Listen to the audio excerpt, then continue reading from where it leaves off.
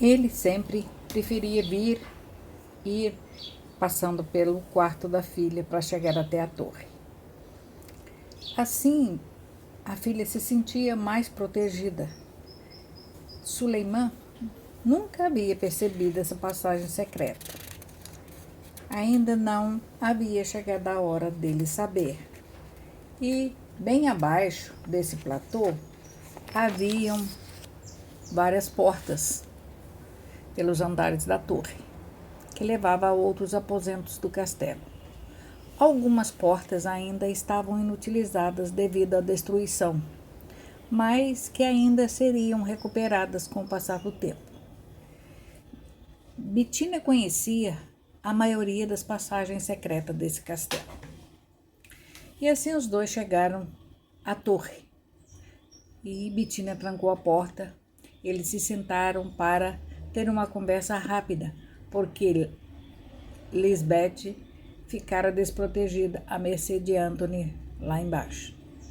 Então Bitina conta a Ronan que no dia da invasão do castelo, do sequestro, ela viu Anthony entrar no quarto onde estivera Liz quando foi sequestrada junto de Penilei. Não foi ele que levou, mas ele estava transtornado. Mas isso não impediu que ele abrisse as gavetas e roubasse as joias. E dizia sem parar: não era para matar, não era para fazer o que esses tontos fizeram, tirar a vida do rei e da rainha, era só para levar a princesa. Aí Ronan diz: mas como é que você sabe disso? Ela respondeu: lembra que eu te contei quando voltamos ao castelo destruído para retirar o corpo da verdadeira Liz, que eu havia me escondido atrás das pesadas cortinas de veludo do quarto? Eu me escondi ali porque não sabia se eu também iria ser morta pelos homens, pelos invasores. Esses homens achavam que não tinha ninguém ali vivo. Esse homem achava que não existia mais ninguém vivo no quarto. Por isso ele dizia em voz alta: eu não mandei matar as pessoas, esses idiotas não sabem fazer as coisas direito. Ronan fica pensativo e estupefato com o que ouviu. Aí ele diz: a nossa princesa corre um grande risco. Precisamos matar esse homem. Não! Você precisa descobrir o porquê dele ter sequestrado a princesa e Penilei. Deve existir algum motivo. Alguém mais graúda, mais rica, mais poderosa pode estar envolvida nisso. Teremos que descobrir. Ela é a única princesa solteira aqui desse feudo, dessas paragens. Bitina então chega até a janela da torre e olha lá para baixo através da cortina de renda fina, e ela vê Anthony observando as roseiras floridas e Liz está indo ao encontro dele.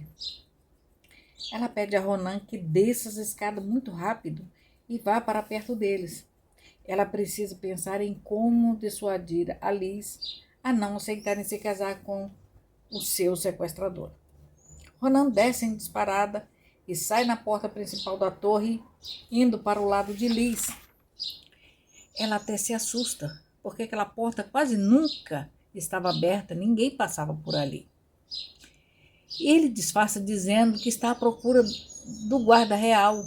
Enquanto isso, Bitina passa pela passagem secreta e demora a sair pela entrada principal do castelo. Quando chegou ao repuxo de águas dançantes, ela vê Anthony à espera de Liz, que está em companhia de Ronan. Aí ela respira aliviada. Ronan tivera tempo de impedir Liz de chegar muito perto de Anthony.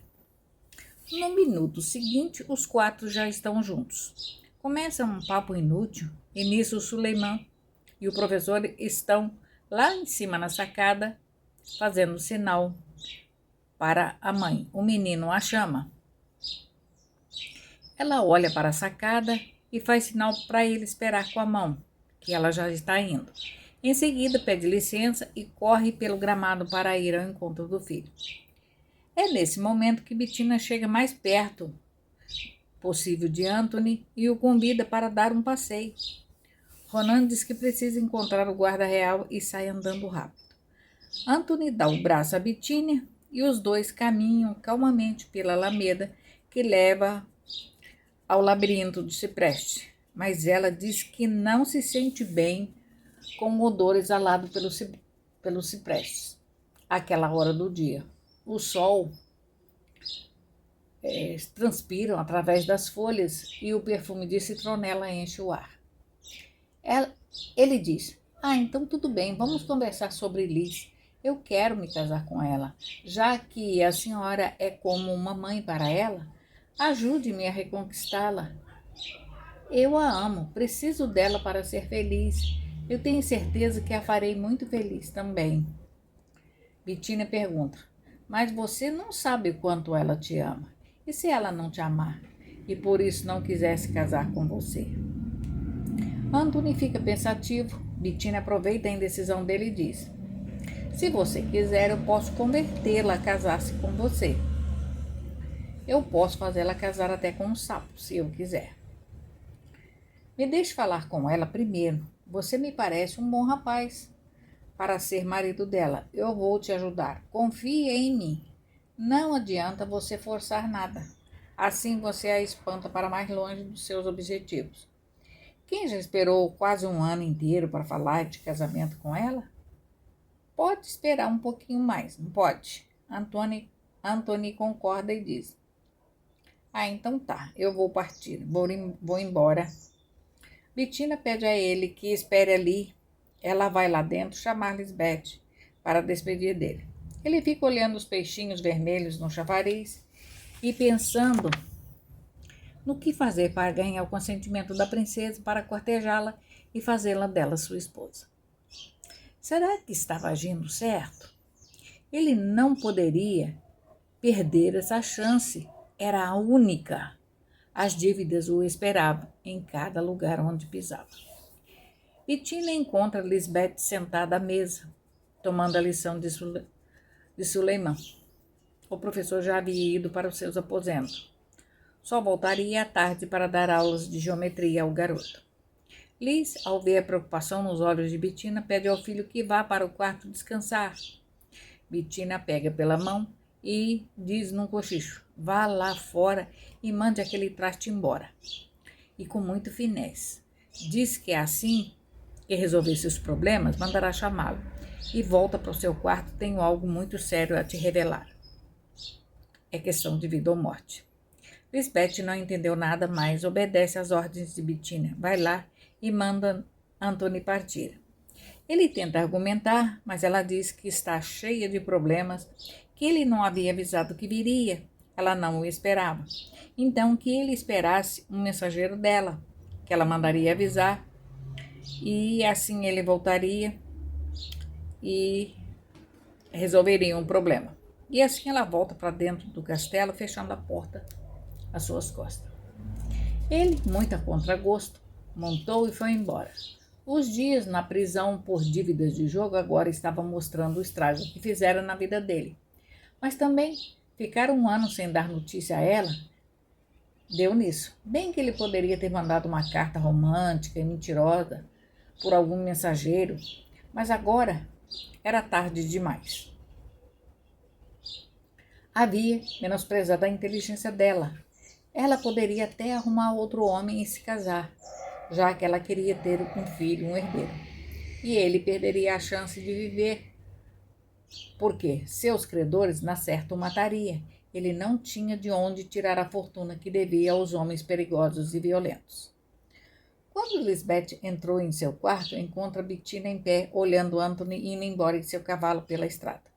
Aliás, o cavalo com a sela nem era dele, era de Romeu, o tio. Ele mesmo não tinha mais nada a não ser a roupa do corpo. Claro que o tio sabia do miserê dele, mas não imaginava que era tão grave a situação do filho de sua irmã. Coitada, ela morrera logo após o nascimento de Lara, a sobrinha que morava na Cornualha, que era casada com o barão de Cotigibe, uma das famílias mais ricas e poderosas de que se tem notícia. Essa sim, fora sortuda em se casar com uma pessoa tão poderosa e tão rica. Ela era a beleza feita em carne e osso. Não existia em nenhum reinado mulher tão linda, prendada, inteligente e responsável quanto ela. O barão de Cotegibe se encontrara com ela numa festa e se encantara ao ser apresentado a ela. Já quis se casar com ela logo após conhecê-la. O que Lara tinha de qualidades, Antony, o sobrinho e o irmão dela, tinha de defeito, de falta de caráter.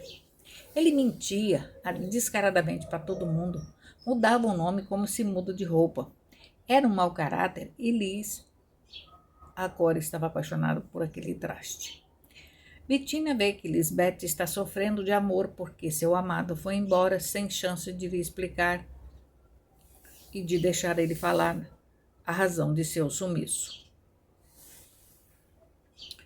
Bettina começa a falar e o que sabe de Antony, que na verdade era Merim. No dia que você e Penilei foram sequestradas, você se lembra que eu fiquei aqui neste quarto e me escondi atrás da cortina de veludo, nessa janela? Os dois homens iam saindo com vocês nos ombros como se fossem sacos de batata. Eu vi um outro homem cruzar com eles, dizer alguma coisa, aí bem nessa porta. Ele entrou aqui. Haviam duas criadas caídas no chão com o tumulto dos sequestradores e derrubaram elas, mas ele não as atacou. Ele só queria você e Penilei. Acho que eles não sabiam quem era a princesa de verdade. Na dúvida, levar vocês duas. Então, tinha planos de fazer, ou então ele tinha plano de fazer escrava quem não fosse princesa e vendê-la a algum harém. O homem que entrou usava uma roupa parecida com a de Robin Hood. Ele usava máscara, mas ele havia levantado a máscara para cima da cabeça. Aí eu ouvi ele dizer a um dos homens que saíam com vocês duas, não era para matar, era só para pegar a princesa. Esse homem parecia bem jovem. Ele levantou o dossel da cama, olhou para debaixo da cama, achou um pequeno baú que estava destrancado. Na certa, a rainha deve ter deixado assim por causa das joias que ela usava e havia separado para a princesa usar. Ele retirou todas as joias, encheu os bolsos do colete, das calças, e eu tremia de medo dele. Ele poderia olhar atrás da cortina e me achar. Com certeza, ele me atravessaria com a flecha que carregava nas costas. Agora Liz estava branca de terror. Ela diz a Bettina, eu conheço esse canalha. Como que eu não o reconheci até agora? Aí ela conta à amiga da saída dela da torre e do encontro com ele, que disse se chamar Merim. Eu vi ele me procurando no baile de máscara. Então ele já tinha o plano de me roubar, ou seja, de roubar a minha irmã. Ele achava que éramos só uma. Qual será o envolvimento do rei Romeu nisso tudo? Por que ele ajudou a reconstruir o meu castelo? Será que foi para disfarçar o envolvimento dele com o sobrinho? Eu não entendo. Por que o Romeu já está passando da idade e não se casa? Tem algo de errado nesse homem. Lisbeth disse. Isso não quer dizer nada. Você não se casou. Eu não vou me casar. E não tem nada de anormal nisso. Bettina disse. Pode ser. Mas eu vou investigar. Não me custa nada. E Ronan vai me ajudar. Esse Merim não vai se dar bem se casando com você. E se você ficar com ele, você vai sofrer horrores. Lembra das runas que joguei para você? Tristemente ela disse, me lembro. E eu já estou sofrendo porque eu estava gostando muito dele. E parecia que ele gostava de mim. Bettina não falou da semelhança de Antony, ou Merim, com o menino Suleiman. Ela desconfiava que uns anos atrás ela havia ajudado uma moça que não quis contar a verdade. Agora a verdade estava aparecendo, como sujeira embaixo do tapete em dias de faxina geral numa casa. Lisbeth e Bettina entraram na passagem secreta e vão até a torre. As portas estão todas destrancadas. Lá elas encontram Ronan lendo. Elas contam a ele tudo o que Bettina descobrira sobre o futuro noivo de Liz. Eles três decidem investigar. E no outro dia, bem cedo, Ronan e Bettina partiram para o castelo de Romeu. Chegando lá, foram bem recebidos. Romeu, Ronan e Bitínia conheceram a amiga conselheira do rei e pediram a ela uma audiência urgente com ele. E eles não ficaram de rodeios, já foram direto ao assunto. Queriam saber a verdade sobre Antony, sua vida e qual o envolvimento dele na morte do rei Egberto e da rainha Elizabeth III. O rei Merim, Romeu Merim, ficou surpreso. Aí ele não pôde negar que comprava as moças que os mercenários roubavam. Por isso ele tinha tantas concubinas e centenas de filhos. Mas uma coisa era certa, ele nunca maltratou nenhuma delas, e nem as crianças. Disse que só comprava virgens, bonitas, saudáveis, para lhe dar filhos bonitos e fortes. Disse que não mandou ninguém roubar a princesa. Aquilo foi a atitude do sobrinho, do Merim, ou então do Antony, que queria a moça para ele e não para vender. Ele iria obrigar os pais da herdeira a fazer o casamento deles, isso sob ameaças. Só que ele não tinha para onde levar a moça na hora do sequestro. Aí os mercenários não sabiam qual das duas era a princesa, então trouxe as duas. Eles eram muito chucro, muito burro, não sabia a diferença de nada. Aí, na certa, os mercenários acharam que aquela que não fosse a princesa, Merim, venderia. E a outra, que fosse a princesa, ele se casaria com ela. O rei conta que estava numa diligência e demorou meses para voltar para casa. Quando ele chegou, as duas moças foram entregues a ele, porque elas tinham sido escondidas no calabouço do castelo por Antony. A intenção dele era só o sequestro, e o casamento não estava nos planos matar os pais dela. Mas você sabe, né, como são os mercenários. Eles não têm empatia pela vida das vítimas e nem pela vida de qualquer outra pessoa. E no afã de fazer um serviço completo, mataram o rei e a rainha. E mataram mais quem estava por perto. Mas agora, eles pensaram, quem ia pagar o resgate pela princesa? Houve um tumulto, o castelo foi todo queimado. E agora, quem daria a bênção e o documento de casamento para que a moça fosse esposa, para que ele continuasse sendo herdeiro do rei Egberto de Abelão? Com a bagunça toda, houve o saque total por todo o castelo. Só ficou ruínas. As joias, tudo foi roubado. Agora não existia mais nada de valor. Os cavalos, as armaduras, as armas, tudo foi levado. Até os alimentos do celeiro. Só ficou destroço e um fosso cheio de gente morta. E incendiaram até parte do castelo. Merim, o Antony, até que tentou vender as duas moças, mas não encontrou quem quisesse. Aí elas foram ficando no calabouço, até quando o rei Romeu voltou para casa e soube do acontecido, parte dele. O que estava feito, não dava mais para desfazer. Aí, o que ele fez? Mandou retirar as duas meninas da prisão e ele as tratou como quem trata mesmo, quem tem um sangue real. E aí ele obrigou o sobrinho a hipotecar parte do castelo que ainda não estava hipotecado e as terras produtivas e tudo que valesse dinheiro para que isso fosse usado para recuperar o castelo que ele havia incentivado a destruir. E o rei disse, eu engendrei esse conhecimento, a aproximação com a princesa depois que ela volta a morar no castelo, já quase restaurado, para que ele resolvesse o problema dele. Porque ele estava arrependido e ele estava gostando da princesa mesmo. O dinheiro dele já havia acabado tudo. E o pai dele morreu. as joias que foi roubada da rainha, ele pagou algumas dívidas de jogo, mas ainda deve muito. E se não pagar, ele vai morrer, porque ele está ameaçado de morte. Ele nunca terá o dinheiro para salvar as hipotecas das terras, essas que seriam dele e da irmã. Ele destruiu a herança de Lara. Ela diz que não quer nem saber dele porque ele dilapidou todo o patrimônio dos pais. Andava em más companhia, virou jogador viciado de carteado. Hoje ele às vezes aparece por aqui, come, fica uns dias e depois some.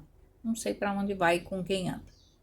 Meu erro foi comprar dele muitas moças pobres para formar meu harém. Por isso, não me caso com uma só. Eu amo a todas. Dou conforto a elas e aos meus filhos. Todos serão meus herdeiros iguais. As partes serão divididas igualmente para todo das minhas propriedades, das minhas riquezas depois que eu morrer.